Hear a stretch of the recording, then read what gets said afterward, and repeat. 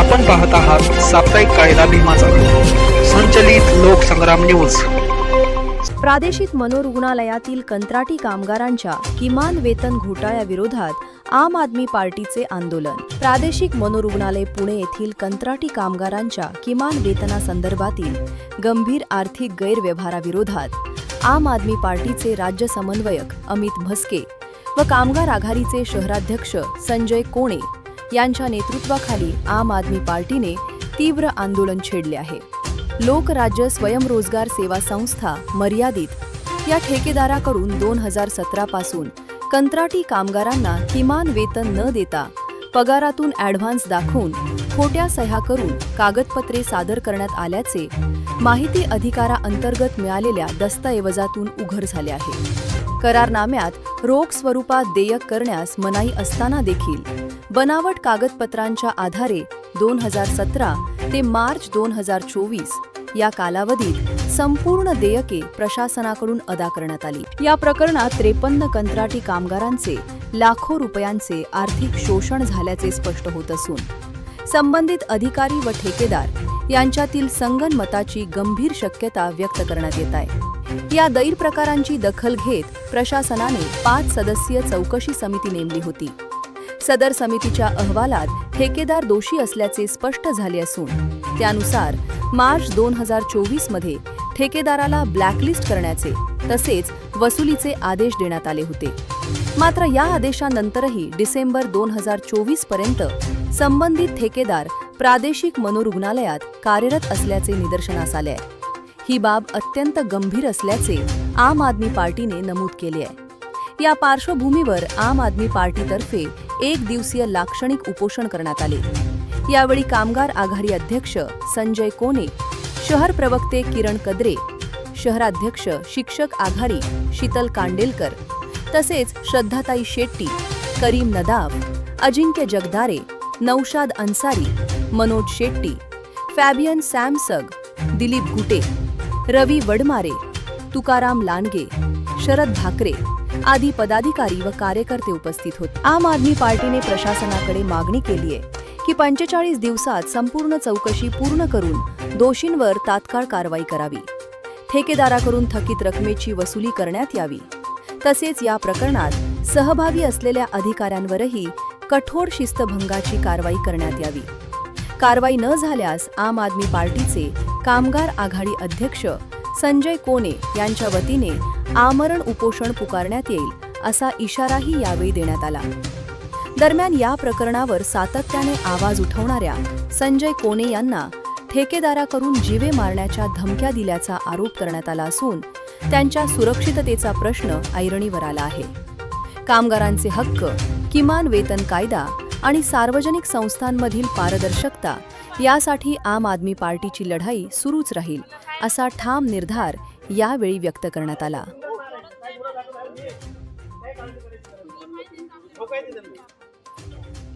असलं नाही sir, game नका ना करू फडणवीसारखं तुम्ही। त्यांना बोलवून घ्यायचं वेगळं, मला वेगळं सांगायचं।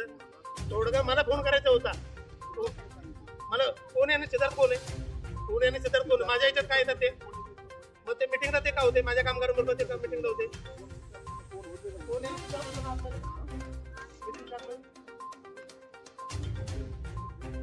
गैरसमज नाही। मी असं त्याला त्या दोघांचा मी कार्यक्रम करणार आणि गुन्हा दाखल करायचा तर करा, मला नाही काय फरक पडत। तू काय बाबा, तुझं कॉन्ट्रॅक्ट आहे घेतं, माझा तुमचा काय संबंध आहे? तुमचा काय संबंध आहे? माझा काय संबंध म्हणजे माझ्या कामगारांमध्ये यायचं नाही। कुठले ते माझे सदस्य आहेत, कोणी सदस्य नाही, विचारायचं ना। ए दीपक पुढे ज्यांनी पेपर द्यावं घेऊन ये। काही विषय नाही, ए बा सगळ्यांनी राजीनामा देऊन टाका, ज्यांनी द्यायचं आहे त्यांनी द्यावं, मला काय। याचा राजीनामा देऊन टाका, काय संबंध नाही याचा। ठीक ज्या ऊपर से पेमेंट येईल का, थांबतो की त्यांनी, त्याला काय। मला ही समोर आहे ना, यांचा काय प्रश्न नाही काय, कोणाचं काय सांगा ना। राजीनामा मी काय- आजपासून एकही कामगार त्याच्या सभासद नाहीये, त्याचा संबंध नाहीये, त्याचा संबंध नाहीये अरे सर। साहेब, उत्तर द्या, काय विषय नाही. उत्तर द्या त्यांनी दिल्यानंतर आपण विषय संपला। आम्ही कुठं नाही म्हणले, कामाचं काय आम्ही त्यांच्याकडे आलोच नाही, राजीनामा त्यांनी दे द्यावं। तुझं नाही ते सगळेजण मिळून सगळी इथं आता काय होईल? हा. हो हो सगळं सगळं म्हणजे तुम्ही जाणार नाहीत का नाही जाणार ते, मी सांगितलं सांगा. तुम्ही जाणार आहेत का नाही जाणार? पटकन बोला, ज्यांना काय बोलायचं ते. तुम्हाला काम करायचं असलं तर जा, नसलं तर बाहेर जा. हा नाही, ते सर माझ्याकडे वर्किंगला जातात. आणि हे हो, माझ्या पण आंदोलनात आहे. तुम्ही त्यांना जा म्हणून बोलू शकत नाही. आंदोलन घेतलं. नाही नाही नाही. तसं मला सांगा, मग द्या मला पत्र. तसं आंदोलन मला घेतलं. पत्र द्या, मला पत्र. तुम्ही युनियनला घेऊन आंदोलन करताय करा. ना? आंदोलन- नाही नाही, तुम्ही युनियनला घेऊन माझ्यावर गेम करताय का? काय संबंध नाही. मग काय संबंध मग नाही. तुम्ही तुम्हाला- याला यांना ऐका फूस तुम्ही, करताय का? तुम्हाला आंदोलन करायचंय नाही ना? नाही, ह्याला घेऊन फूस करताय का तुम्ही? तो मोबाईल खाली घेतो. रेकॉर्ड करायचंय का तुला? तुला आंदोलन रेकॉर्ड करायचं करायचंय का असेल तुला? तर पण बाहेर. तुला रेकॉर्ड करायचंय का? नाही नाही, रेकॉर्ड करायचंय का तुला? बघा ना, हा, recording recording करायचं आहे. काय सांग? बोला काम. हा, मी अजून मी साहेबच म्हणतो. साहेब म्हणजे मी साहेबच हा, आहे. मी साहेबच मी म्हणतोय. साहेबच आहे. साहेबच आहे. ते तुम्ही असाल तुमच्या कामगारांसाठी, माझ्यासाठी नाही. नाही, मग हे हा, माझे मग काम त्यांना बोला ना, तुम्ही माझ्याकडे कशाला येताय? काही संबंध नाही. हा, मग तुम्ही त्यांना बोला. नाही नाही, कोण आहे? अहो साहेब, मी त्यांना तेच सांगतोय. बाहेर ऍक्टिव्हिटी करायची. मला ऍक्टिव्हिटीज करायची नाही, माझं वेगळं काम आहे सर, तुम्हाला चांगलं माहिती आहे. ठीक आहे, चालेल. मी बाहेरच करतोय. हा. तुम्ही फक्त इथं मला करायचं नाही, जरांची तुम्ही मीटिंग करायचं. करायची. नाही नाही, मी जरांची नाहीच meeting बोलत आहे. करायची. Direct. चला ना, चला मीटिंग चल. करू. इथं वगैरे काय मग गोंधळ नाही करायचा. गोंधळ नाही सर. हे आता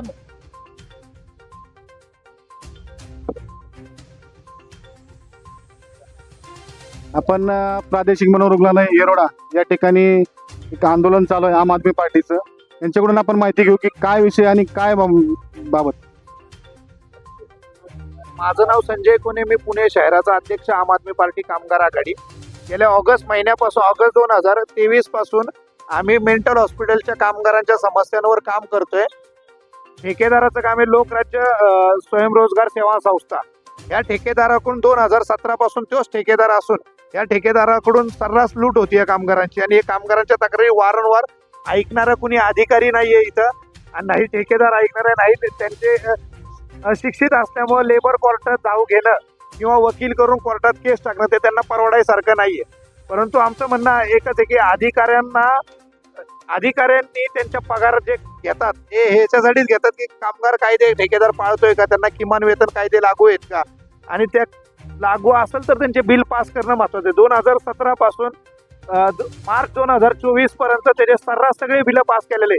कुठलेही कामगार कायदे पाळत नसताना ठेकेदाराची सर्वच्या सर्व 100% बिलं पास केलेली आहेत. आणि कामगारांना 2017 पासूनचा PF सुद्धा मिळाला नाही. अर्ध्या कामगारांचा भरला नाही, अर्ध्यांचा फक्त त्यांच्या डिडक्शन केलेला हिस्सा भरलेला आहे. PF कायद्यानुसार 13.61% ठेकेदाराचा हिस्सा भरायला पाहिजे, पण एकाही कामगारांचा त्याने इथं काम करणाऱ्या PFचा हिस्साही भरला नाही. म्हणजे त्याला तो कमीत कमी लाखो रुपयांमध्ये गेलेल्या ते गोष्टी. त्याचबरोबर लोकराज्य ठेकेदारांनी स्वतःची अक्कल लावलेली आहे आणि हे खोट्या सह्या कामगारांच्या केलेले. जे हे सगळे कामगार इथं बसलेले 53 कामगार आहेत, त्यांच्या खोट्या सह्या दाखवलेले. मालन गायकवाड म्हणून महिला आहे इथं, ही अशिक्षित आहे, तिला अंक आहे, तिने त्याची सही केली. म्हणजे चोऱ्या तरी व्यवस्थित कराव्या असं आमची अपेक्षा आहे. त्याच्यानंतर 2,03,900 रुपये एका महिन्याचा फरक येतो. म्हणजे हा घोटाळा निव्वळ घोटाळा आहे. करारनाम्याच्या अनुसार तिने रोख रक्कम कुठल्याही कामगाराला देऊ नये आणि याने रोख रकमेचा खोट्या सह्यांचा पेपर लावून बिलं पास करून घेतलेले अधिकाऱ्यांचं काम होतं. आम्ही 18/11 प्रादेशिक मनोरुग्णालय DD ऑफिसला चौकशीचा अहवाल दिला की चौकशी करा, समिती लावा. कामगार इथे त्यांच्या ओरिजिनल सह्या पण तुम्हाला भेटेल ना, आताचे शिक्के पण भेटतील. परंतु अजूनही प्रादेशिक मनोरुग्णालयाने कुठल्याही चौकशीचा अहवाल लावला नाही. अजूनही तो ठेकेदार येतोय, प्रादेशिक रुग्णालय धिंगाणा घालतोय, आमच्यासारख्या कार्यकर्त्यांना धमक्या देतोय की तुमचा कार्यक्रम करू, पोलीस चौक्या झाल्या तरी मला फरक पडत नाही. हे फक्त त्यांच्या मनोरुग्णालयासारख्या सरकारी ठेक्याच्या पैशाच्या जोरावर त्याची एवढी मस्ती आहे आणि ती मस्ती जिरवावी. आमच्यासारखे लोक रस्त्यावर लढतीलच, परंतु प्रशासनाचं काम काय? हीच मस्ती जर समजा एखाद्या कार्यकर्त्यांनी केली असती तर सरकारी कामात अडथळा म्हणून त्याच्यावर गुन्हे दाखल झाले असते. परंतु त्या ठेकेदाराला एवढा मोकळीक का सोडायची? तर त्यांचं म्हणणं असं असेल की बाबा चला त्यांचे पैसे आम्ही टाकलं, त्याचं तळमळ आहे. पण या 2017 पासून या गरीब लोकांचे पैसे तो खातोय. एका कामगारांचे 4 ते 5 लाख रुपये निघतात परत. पण ह्या कामगारांनी किती सहन करा? या 53 लोकांचा धिंगाणा सहन करेल का प्रशासन? त्यांनी उद्या ते गुन्हे दाखल पाहिजे. यांची चूक फक्त एवढीच आहे का ते गरीब आहेत, अशिक्षित आहेत? आमचं म्हणणं आहे की लवकरात लवकर याच्यावर तोडगा काढावा. त्यांच्या चौकशीचा अहवाल आहे, आरोग्य विभागाच्या चौकशीचा अहवाल आहे की ठेकेदारांनी हा अहवाल तुम्हाला PDF मध्ये पण देतो. ह्या ठेकेदारांनी अनधिकृत अधिकाऱ्यांनी वसुली करावी अधिकाऱ्यांच्या. हे त्यांचे निकष, हे त्यांच्या सह्या आहेत, जे कोलाड साहेबांची सही जे आता सुप्रिटेंडेंट म्हणून आहेत.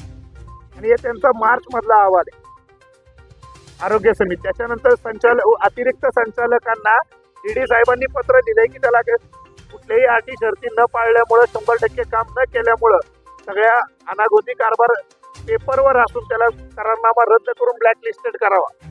मार्चचा अहवाल आहे. मार्च पासून आज डिसेंबर आला, कुठलीही चौकशी नाही, कुठलाही त्याला ब्लॅकलिस्टचा पुढं काम केलेलं नाहीये. फक्त त्याचा पगार रोखून ह्या गरिबांना भेटणार काय.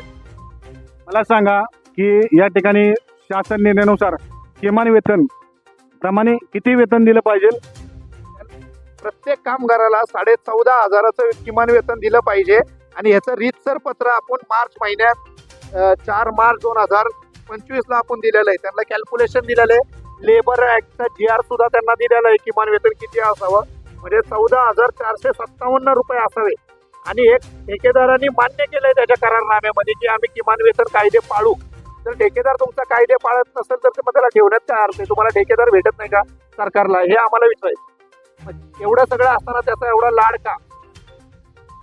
पण या ठिकाणी प्रादेशिक मनोरुग्णालय या ठिकाणी महिला पुरुष वार्ड आहेत. यामध्ये काम करणारा आपण यांना विचारू की काय तुमची अडचण आहे, की तुम्ही काय सांगाल? 217 पासून रामय्य 217 से 2023 तक पीएफ का पैसा कुछ भी नहीं. क्या पगार मिलता है? अगर 12,000 यांना पहिला 8,000 पगार देत होते आणि आता 12,000 पगार देतात. तर किमान वेतनाप्रमाणे यांना नियमानुसार पगार मिळत नाही. काय तुम्ही सांगाल, काय तुमच्या अपेक्षा आहे? मला पगार आतापर्यंत किती दिलेला आहे? काय तर 2017 पासून कामगारांना आता हे आल्यापासून तेव्हापासून 12,000 झाले. कुणाची पीएफ पूर्ण भरलेली नाही आणि पेमेंट फ्री पहिले. तुमचं नाव सांगा आणि तुम्हाला पगार किती दिला जातोय? माझं नाव लैला शेख आहे. पहिला 8,000 पेमेंट होतं. आता त्याने 2-3 महिन्यापासून आम्हाला 12,000 पेमेंट केलं. आमचा PF नाही भरला 2017 पासून. आणि त्याने आम्हाला काय ते युनिफॉर्म नाही, काय नाही दिलं त्यांनी. आम्ही घाणीचे काम करतो. त्याने आम्हाला काहीच अजून PF मध्ये 1 रुपया सुद्धा टाकलेला नाही. कोणाचे टाकले, कोणाचे नाही टाकले. आणि बोनस बी आम्हाला कोणाला 3,000, कोणाला 4,000, 3-4 वर्ष झाले त्याने बोनस पण आम्हाला पहिला दिला नाही त्यांनी. या ठिकाणी आपण भाऊंशी विचारू. आपण भाऊ, तुमचं नाव सांगा आणि तुमच्या मागण्या काय आहेत? नमस्कार, मी अमित मस्के, आम आदमी पार्टी महाराष्ट्र राज्य समन्वय. खरं तर आपण या ठिकाणी बघतोय की कुंपणच शेत खातंय. कारण ही जी सर्व कामगार मंडळी आहेत हे 2017 पासून 53 मंडळी या ठिकाणी काम करतात. अतिशय घाणीचं काम असतं. कारण ते रुग्ण जे आहेत त्यांना फिजिकली डिसेबल असतात, मेंटल डिसेबल असतात. त्यांना कळत नाही की कुठं शू करायची, कुठं शी करायची. अशा ठिकाणी हे सर्वजण काम करतात. तरी त्यांना त्यांच्या कामाचा मोबदला खऱ्या अर्थाने न देता फक्त ही मलाई ठेकेदारच खातोय असं आम्हाला या ठिकाणी दिसतंय. कामगार कायद्याचं कोणतं पालन नाही. आपण जर पाहिलं तर मिनिमम वेजेस जे सरकारने आखून दिले आणि त्यांनी सुद्धा या करारनाम्यामध्ये त्यांनी मान्य केलंय की आम्ही मिनिमम ॲक्टप्रमाणे आम्ही त्यांचा पगार वेतन देऊ. पण तेही देत नाही. 7,000 रुपये त्यांच्या हातात टेकवले जातात आणि कोणता PF नाही, ECSI कार्ड नाही. मग अशा ठिकाणी कामगार करणार तरी काय? आणि हा कामगार कधी संघटित होऊन कोर्टाची पायरी चढणार आहे का? तर कधीच नाही. म्हणून अशा आमच्यासारख्या संघटना असतील, पक्ष असतील, त्या त्यांच्या पाठीशी ठामपणे उभे आहेत. धन्यवाद भाऊ. आणि या ठिकाणी आपण विचारू त्यांना. मी फेबन अण्णा सॅमचे. आज आम्ही ज्या उपोषणाला उभा आहे, बसलेलो आहे, या जो ठेकेदार आहे हा केवळ अन्याय करतोय गोरगरिबांवर. यांचं नाव आहे विजय कांबळे. आणि हा फक्त अन्याय करत नाही तर धमदाटी देतोय. त्यांनी परवाच्या दिवशी सरकारी कार्यालयामध्ये येऊन धिंगाणा केलेला आहे. तर माझं म्हणणं असं आहे की त्यांनी जेव्हा धिंगाणा केला तेव्हा त्याला ताबडतोब त्याच्यावर गुन्हा दाखल का नाही केला? 353 गुन्हा दाखल का नाही केला? हे जर एखाद्या इतर सामान्य माणसाने केला तर त्याच्यावर गुन्हा दाखल केला नसता का? मग हा कुणाच्या जीवावर करतो? त्याला गॉडफादर कोण आहे? आणि हा गॉडफादर शिवाय हा एवढं काही करत नाही, करू शकत नाहीत. म्हणून गोरगरिबाचे पैसे खाणे योग्य नाही. आणि आम्हाला या गोरगरिबाचे पैसे जो परत भेटत नाही किंवा मिळणार नाही तोपर्यंत आम्ही त्याच्या पाठीमागा लागणार, त्याच्या हात धुवून या मागा लागणार, त्याला सोडणार नाही.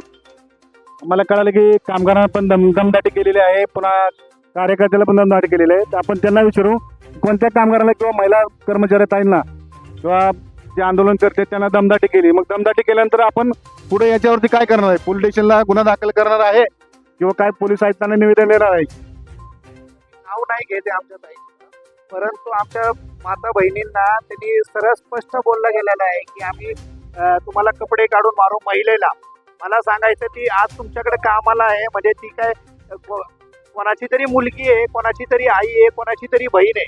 त्याच्यामुळे त्याच्या जीवावर तुम्ही ठेकेदार मोठे झालेले.